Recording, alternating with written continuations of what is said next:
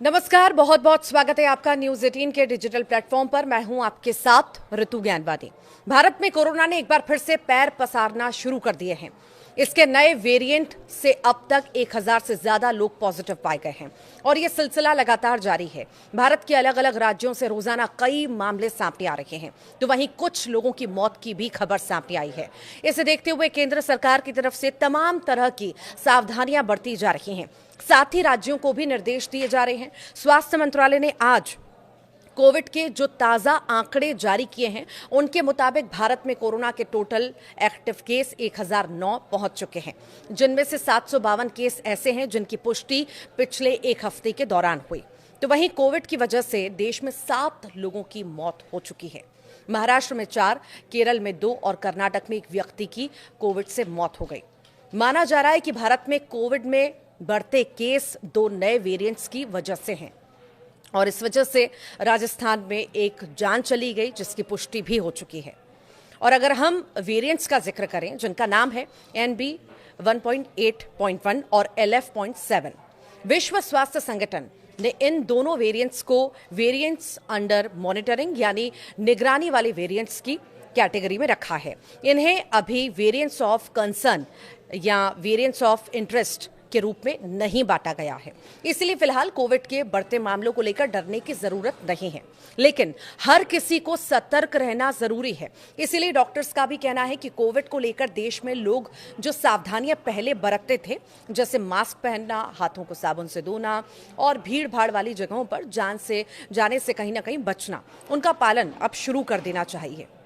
दिल्ली में कोविड के तेजी से बढ़ते हुए मामलों को लेकर दिल्ली सरकार ने एडवाइजरी जारी की है। दिल्ली के स्वास्थ्य मंत्री पंकज कुमार सिंह ने स्वास्थ्य अधिकारियों के साथ कोविड-19 को लेकर बैठक की। उन्होंने अस्पतालों को ऑक्सीजन स्टॉक बेड्स की उपलब्धता जो है सुनिश्चित करने के निर्देश भी दिए। इसी के साथ ही वेंटिलेटर्स, दवाइयां, वैक्सीन का पर्याप्त स्टॉक रखने के लिए भी कहा गया है। इधर मध्य प्रदेश में भी कोरोना के मामलों में तेजी देखने को मिल रही है, जहां इंदौर और उज्जैन से कोविड के केस सामने आए हैं। बीते 3 दिनों में इंदौर से 6 कोरोना पॉजिटिव केस आए हैं, जिनमें से 5 इंदौर के रहने वाले थे।